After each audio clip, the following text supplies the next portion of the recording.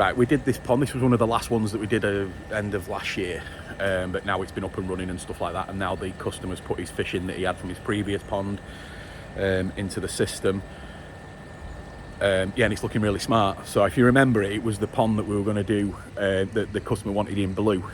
And we said, you know, with the coloured fiberglass, it all goes black, and it has.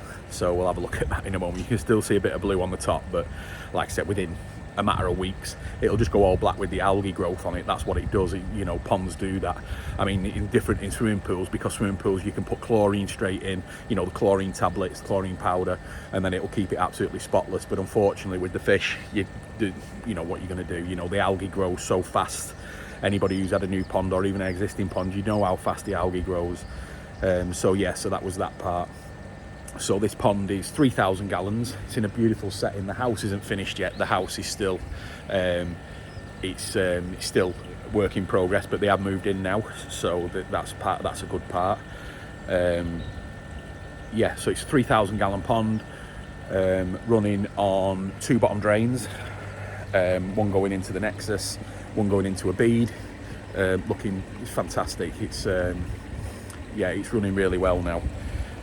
So let me just I'll take you around and have a look at the pond. And here it is.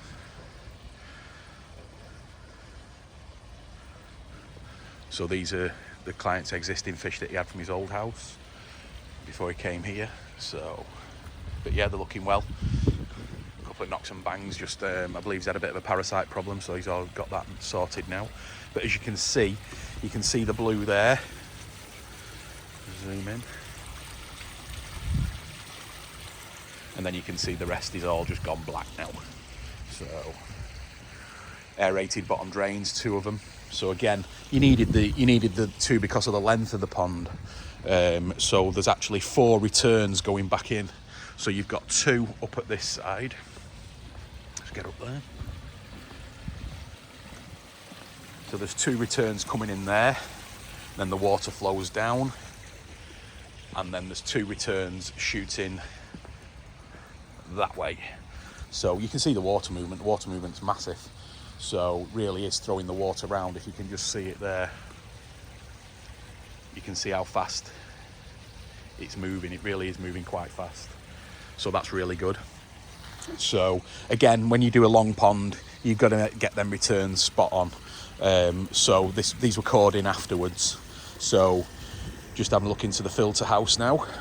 So we've got the Nexus 320 there, coming in on the one bottom drain there on the 4-inch ball valve. Then we have another 4-inch ball valve there, reduced. That's reduced going into the 24-inch bead, which is there. Again, there's no debris or anything. So the pump's been running fine. There's nothing getting into the pond. It's got the glass jump guards all the way around it, which we did. So that's all looking smart now. So there's nothing getting into the pond. Skimmer's doing all right. You know, we are going to clean the bead today. The customer just wants me to go through it with him how to do it, so I'm going to do that with him today. But yeah, so they've got your 4 returns coming back out, and then you've got the coming back through a EVO 110, and then you've got the air text there. So it's a fully Evolution Aqua job, running on the Varipumps as well. So it is looking really smart. So the one that we did add on is the yellow pipes there, believe it or not, for a heater, which is over here, which is quite a far distance away from the pond as well. This is one of the vertical ones, running great, running at 13 degrees, no problem at all. I was a little bit concerned at first because they'd used sort of like 1-inch pipe, but yeah, it's worked fine. Get up there at 13 degrees all the time. He said he can get it higher if he wants, and that's quite a far distance back. So, but doing superb, so we haven't got a problem there. I did wonder at first, but it's all insulated and everything. But yeah, running on 1 inch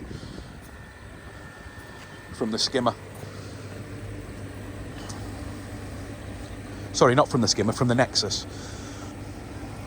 So we just took a line out the return on the Nexus, and that's it. It's running on the auto kit, running every 3 days, no issue. This pond's been running for, I want to say 4 or 5 months now, so no issues at all. Just a few little bits to do in the filter house, like put that into the ACO, just put the waste into the ACO drain.